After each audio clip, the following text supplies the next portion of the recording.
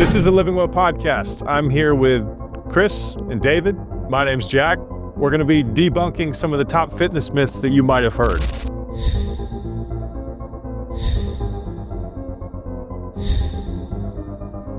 You guys ready to go? Let's do it. Awesome. You guys tell me, true or false? Let's say that I'm trying to burn some belly fat. I'm going to hammer these crunches, man. And, since I'm targeting the abdominal area, that's where it's going to go from first. Shredded six-pack 1 week later, right? That's right. Is that the myth? No. False. False. Okay. Good. Is there a term for that? Yeah, it's called spot reducing fat. And you can't do that. Why? It doesn't exist. Why? Well, because, as you're burning calories, right, you put yourself in a caloric deficit. Right. You genetically are going to have spots where you lose fat from quicker than someone else, right? And it's already predetermined. It's in your genetics. Just because you go and do 1,000 crunches doesn't mean you're going to lose a pound of belly fat. You might lose it from your lower back or your butt or your legs or somewhere else. Right, David? Yeah, I mean, I'll admit it. A lot of your ladies in Hollywood would love if spot fat reduction was a actual thing you can do. It's not going section. Yeah, without going under a knife or needle. Yeah, and don't want that. We just have to look at it with that lens of realism, right? If we're taking away something from your body, it's going to compensate somewhere. Like, listen, when I get lean, I lose my butt. It makes my girlfriend sad, but fat loss happens everywhere at once. What It's not about a specific process? What about those machines like that? I don't know the name, but like the vintage machine where you stand on it and there's like a rope around your waist and it just like shakes you really fast. You remember that? Do you know what I'm talking about? Chris, there's a reason why it's vintage. Do you know what I'm talking about? Like those don't work. Nothing related to that works. So that's all. Someone on TikTok too is like somebody you stand on the pad and it just like shakes you. Yeah, that's supposed to like expensive too. There's like zero benefit, right? What an incredible waste of money. There may be some benefit that I'm not read up on, but you're not going to burn calories from that. From just shaking? No. Okay. I mean, if I just shake and don't eat. I mean, we could shake all day long. I guess it's called non-exercise energy expenditure. And it'll burn these little microcalories, but like you're gonna have to do a lot of shaking. You might have to, really do some crazy stuff to get yourself shaking that much. Maybe To get on to supplementation. To get on to some crazy stuff. Next topic. Women are afraid that if they touch a weight, they'll look like you or me. Well, actually, that's totally true. I know this one girl, she picked up a weight one time and she's yoked. She actually became Miss Olympia. 2 weeks in, big shoulders, delts. Absolutely yoked. Do 30 push-ups and you're going to be the biggest chick on the block. No, so to answer the question, that's false. It's totally true. We're just making sure that all. We're facetious. David, you can relate to this. When I was a personal trainer for 10 years, I had more female clients than males, believe it or not. And the biggest thing that they would tell me when I would get them to try and start strength training and resistance training is, I don't want to get bulky. Say that again? I don't want to get bulky. That was really close. It was pretty That was really nice. Yeah. And they would really, really hit home on this. Like, all right, we can start lifting weights. Yeah, I want to, shed some body fat, whatever. I need to get stronger, but I don't want to get bulky. I'm like, girl. It works the other way around. Do you know how much you're going to have to lift? How much you're going to have to eat to get bulky? You know how many dudes are in the gym trying to do it? They work so hard to get bulky and they just can't. So it's like you. So it's all diet. It's all diet. So let's just say a girl is actually, pushing some weight. Yeah, and there are tons of chicks out there. Very strong. That are stronger than all of us in this room. Very strong. So they won't actually get bulky because of lifting the weights. It's primarily just because of the food they're eating. You can get bulky, let's say, if you're training like an IFBB pro bodybuilder. I definitely think there's the genetic factor. Yeah. There is the actual intent and how they're going about it, and then the dietary side, right? Now, if my genetics have me as a string bean, I'm sorry, life's gonna suck. Yes, Chris. It's not true. All right. If I'm only training 3 times a week and it's mild, I'm definitely not going to be growing that much. And on top of that, like for instance, your wife, she's in the gym like 5 days a week. You leave my wife out of this. Absolutely shredded. Bring her She's back not up, dude. bulky. Like excellent frame, you know? She's in pretty good shape. Yeah. Phenomenal shape. Smoking hot. Beautiful lady. Shout out my wife. See you later. Why are you watching this? Why? What are you doing? In comparison, my girlfriend, like, she trains her legs hard as hell. She moves a lot more weight than half the guys in the gym. And, you know, they're bigger than my arms. Like, I have to take both my arms together to equate one of her legs. You know, it's really just what kid will your You should work body on your allow. arms then, you shrimp. No, you're right. Not big enough. Eat that. So your genetic factors, the approach to it, how often, how hard are we training, and then the dietary end. Are you putting in enough food to grow? Because I'm sure if your wife were to be eating 5,000 calories a day like I was at one point to get to 230 plus, she'd be putting on weight and not looking like she's 6 weeks out from a bodybuilding show. That is a substantial amount of calories for a small female woman. So to answer the question, small reduction. No. Yeah, that's a big fat no. Certified. Thumbs down. Nope. David, give us one. Can't do it. Ladies getting bulky if they lift too heavy. No. Debunked. Debunked. Next Just touch topic. the weight. Next question. Next question. Cardio is the best or only way to burn fat. David? Depending on the type of cardio, definitely the best way. Not the only way. There you go. That is the correct answer. You just couldn't have answered that more annoying. Yeah, no, I tend to be incredibly annoyed by some of my co-hosts, but we get along to spread the word to you. You're welcome. No, but for real, like if you go and you do a couple rounds of boxing on a bag, it's excellent. It's great for fat loss, but I feel like everything keeps rounding back to this diet point. Mhm. Like you really got to care about what we're putting into the body. Sometimes people are a little harsh with the word diet, and that might, set some people off. Maybe we should say nutrition. Yeah, David. What do you call it? Caloric intake? Yeah, that works too. So you guys telling me right now that you look like what you eat? Pretty much. Is that not the most accurate statement on the face of the earth? I wish I looked like a bunch of ice cream. If you are going to be picking up that brown paper bag from McDonald's, you might look like that. That's tough. You'll feel like it for sure. Hard truth. That's the one thing, though, I will say. Like, there's nothing better when you're starving and you see some McDanks. It's McDanks, by the way. Not McDonald's. McStankies. And you get that, whatever your order is, and you put it down right after that. You're like, that was the worst decision ever. There's like a peak. There's like such Feels so good in the moment, and then afterwards you're like, why? why? Like, I don't want to eat forever. Have you guys actually had McDonald's recently? Not recently, but I recall because it's so extraordinary. Like 2 months, yeah. It'll make me sick. Get off the panel. Yeah, get out of here. Leave the room. Leave the room. All right, so we'll answer that We one. were talking about cardio. We kind of got a little sidetracked because we're all a bit hungry. Yeah, but cardio is not your only way to lose No. fat. It is just one of those excellent tools in the belt. Sadly, everything does go back to that law of thermodynamics, Mhm. right? You can only get out equivocal to what you put in, and if we are not putting in enough, we're going to be taking it from somewhere. Mm-hmm. Well, I mean, you know bodybuilder guys that have gotten show ready, absolutely stage lean, 6% body fat without really doing a whole lot of cardio, right?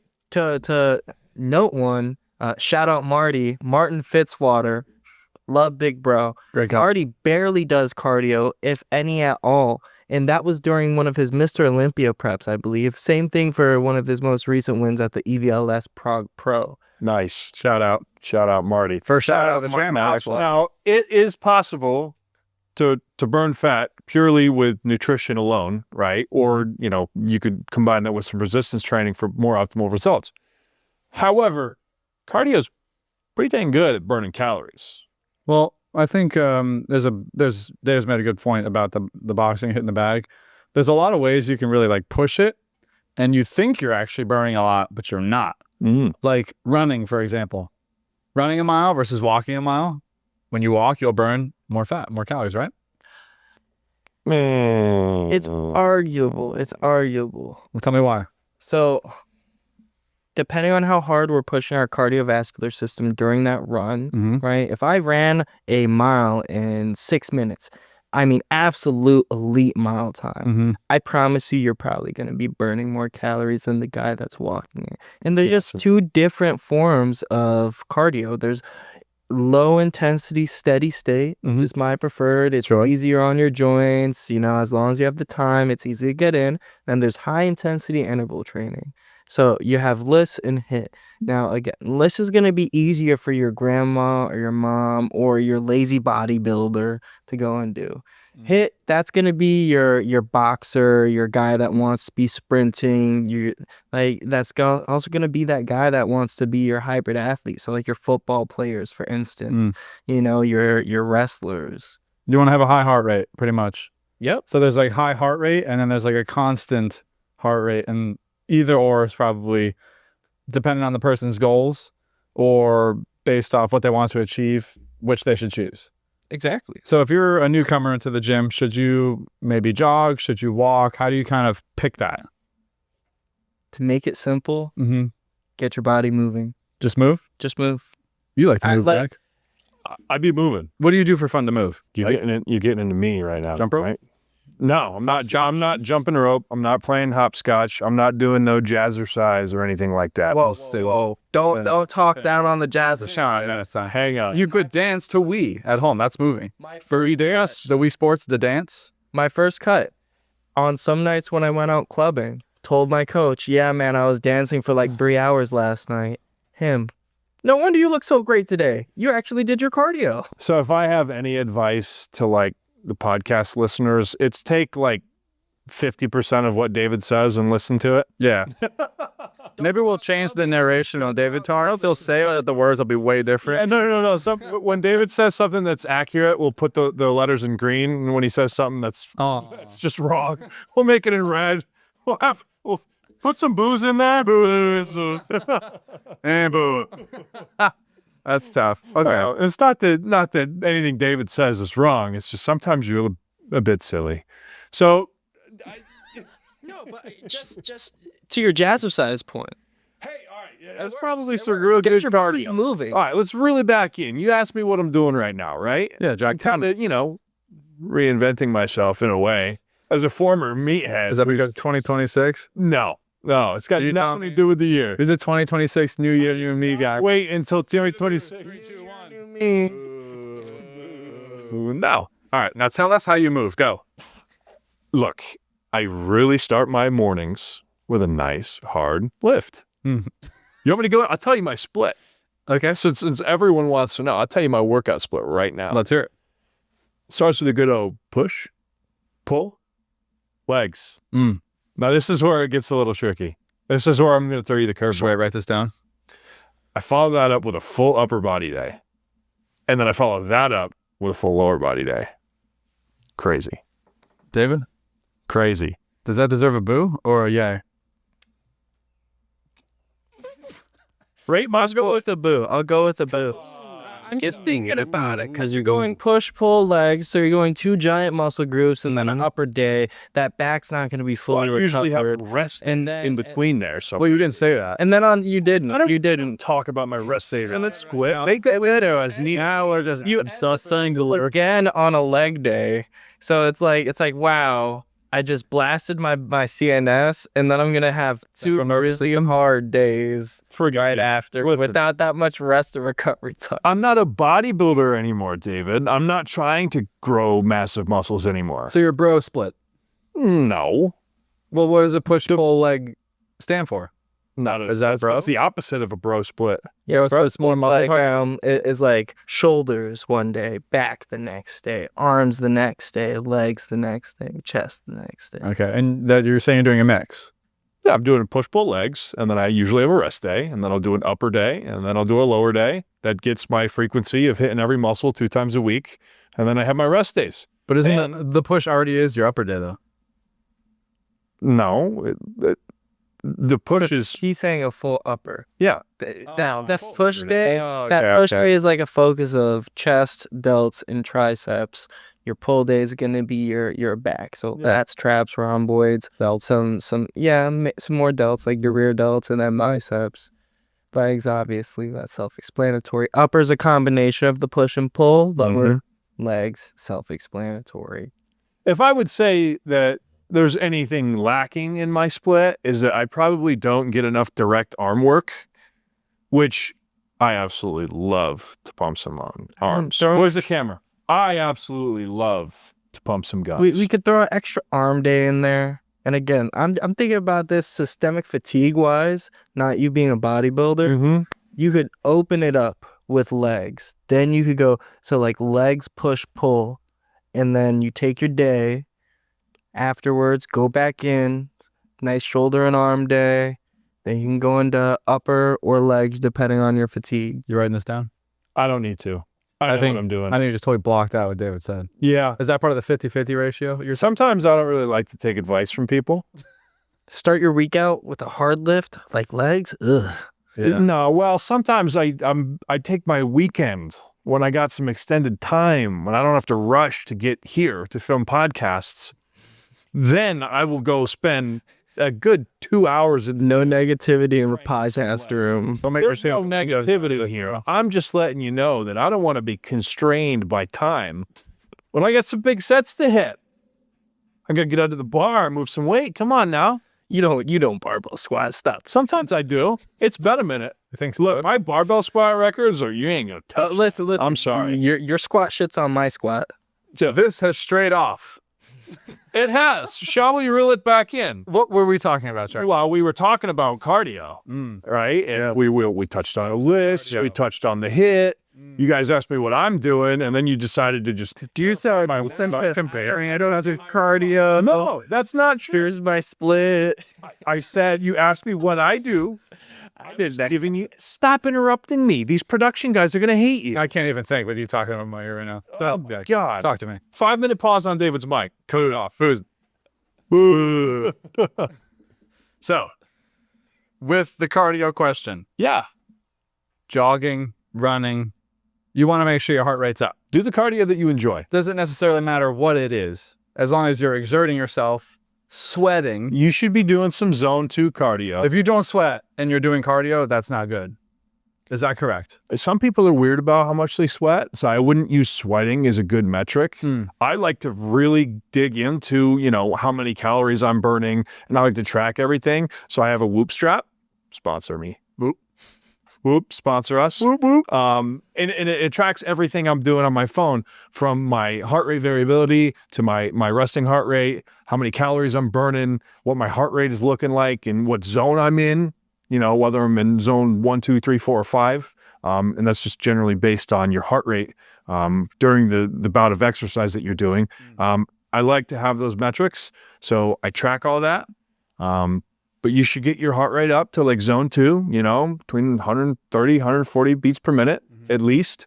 If you're really trying to do some serious work to improve your cardiovascular health and burn some calories, that's a good general area to be in. But I think it's also okay to do some higher intensity stuff. Like I've been running a little bit lately. Wow. Yeah, I know. The ground trembles a little when you step. Yeah. There's earthquakes. Yeah. Yeah. Well, It does feel like that. yeah, I can imagine it looks like it. It probably looks really silly. Oh, I have a trivia question. Ooh. For these dudes. Okay. How does fat actually get off your body? What actually happens? Because it can't just go.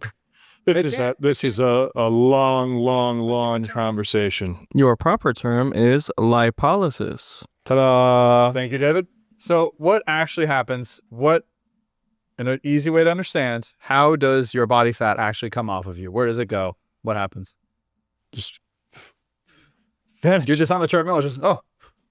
You just shrink. All right.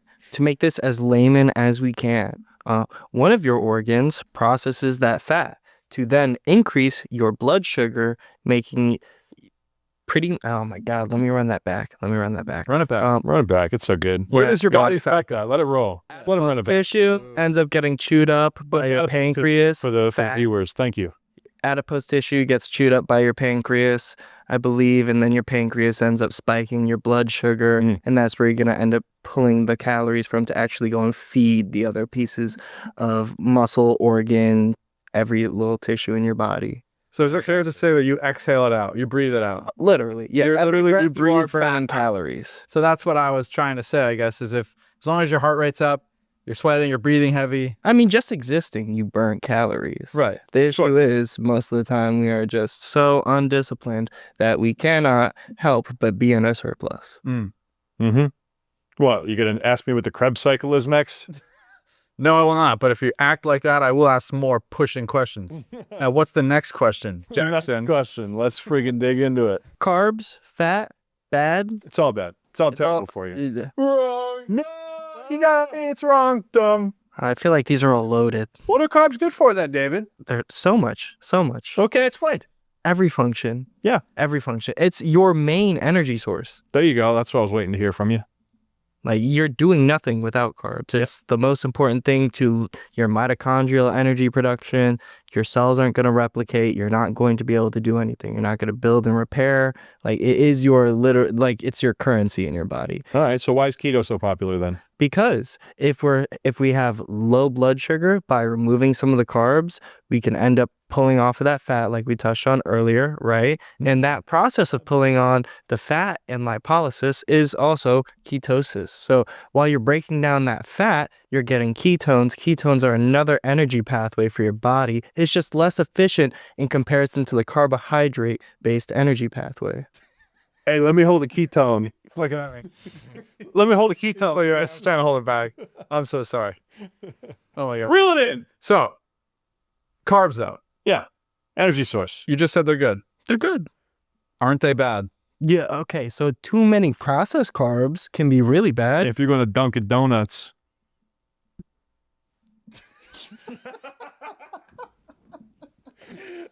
Sponsor me. No, I don't want your sponsorship. Get out of here. Okay, but your highly processed carbs and all that, right? It can elicit an inflammatory It's response. even highly processed. I'm just talking too many carbs. Well, I mean, listen, man. Sure, diabetes, but like even Diabetes. Okay.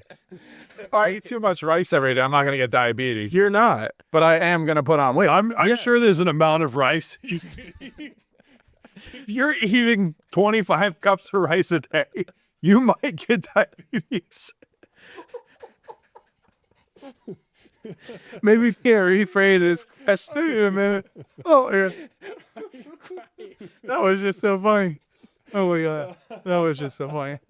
Someone get some odd job on this guy. Someone get beans from rice. Okay. Let me get a second here. I like white rice as a carb source. I like sweet potatoes. Honestly, it's sweet. Because it's that. They taste like candy. Purple sweet potatoes. I think they're like the Japanese ones. My wife loves them. Oh, they're so good. She loves them. Get them at Sprouts. They're the bomb. They taste better. They melt in your mouth. It's all right. So, Oh, carbohydrates. they're good and bad. They're more good than bad. You could definitely reduce your carbohydrates if you are in a fat loss phase, but depending on the diet, whether you're doing keto or maybe you're doing a lower fat diet, which we're going to touch on here in a second, carbohydrates are your main energy source, right? And removing some energy from your body is taking calories away, which puts you in the caloric deficit, which is going to burn some body fat. But in general, you don't really want to lower your carbohydrate intake too much, because then you're going to have brain fog. You're not going to have energy. You're going to have a hard time recovering from your workouts, unless you're doing the keto thing and you're supplementing with ketones and whatnot. That's a different mechanism of energy. The other part of that question, though, was fats. And are fats bad? I guess I'll just say it for David before he says a scientific answer. It's just depends the fat, right? I mean, you have avocado fats, and then you have like super processed fats that are just terrible for your body. Yeah, no, you're absolutely right. But we're talking about the macronutrient in general as a whole. It's good.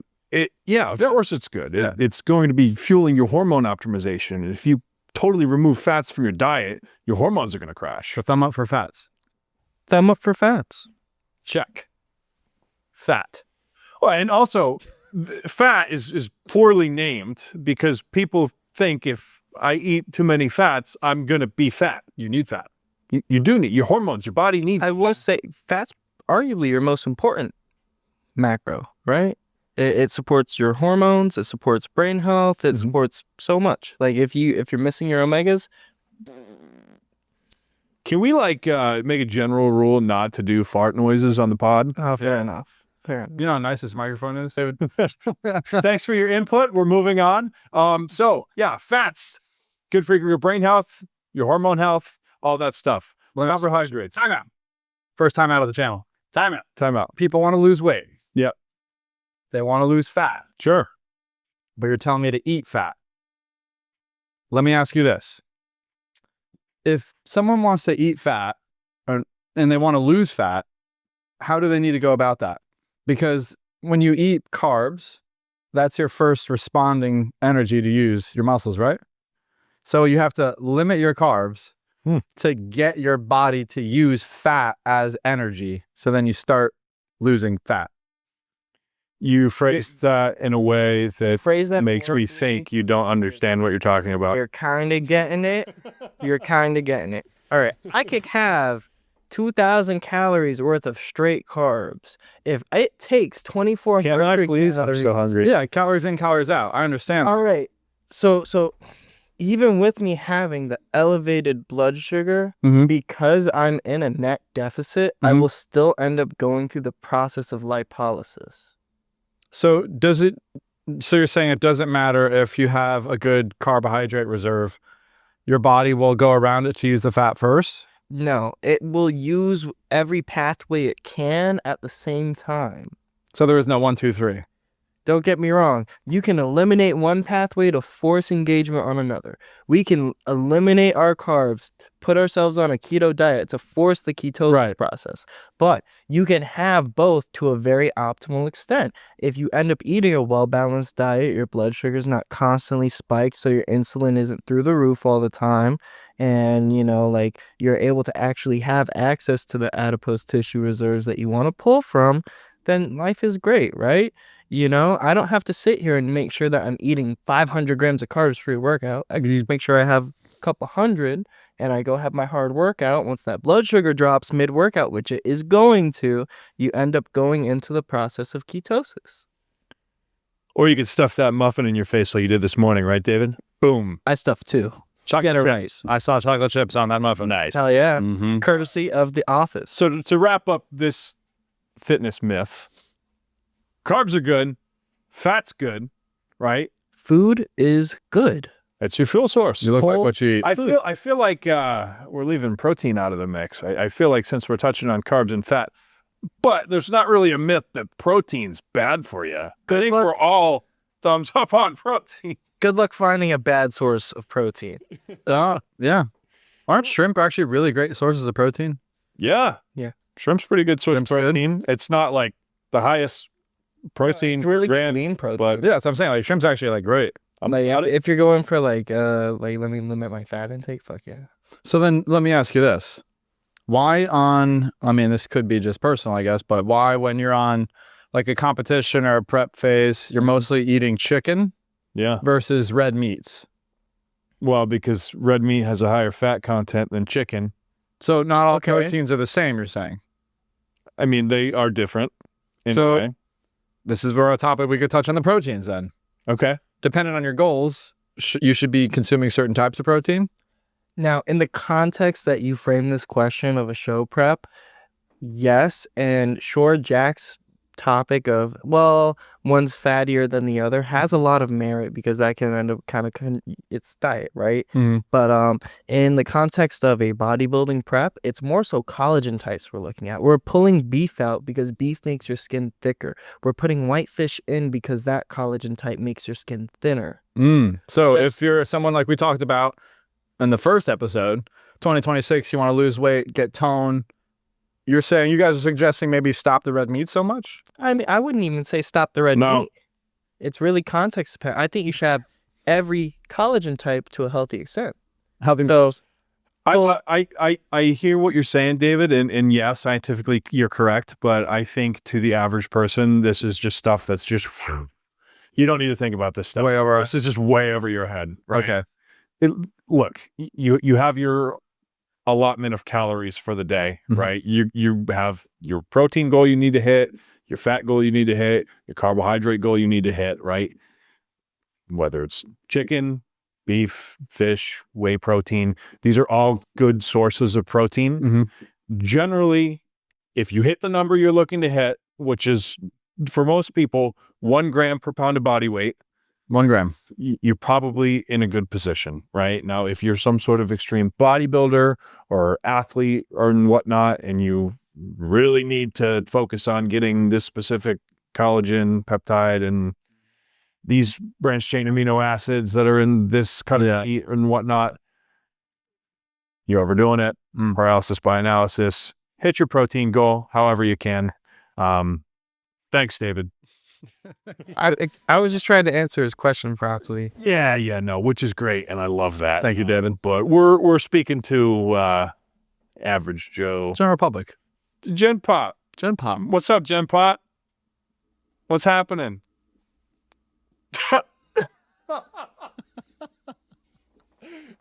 It's gonna be fun to watch later.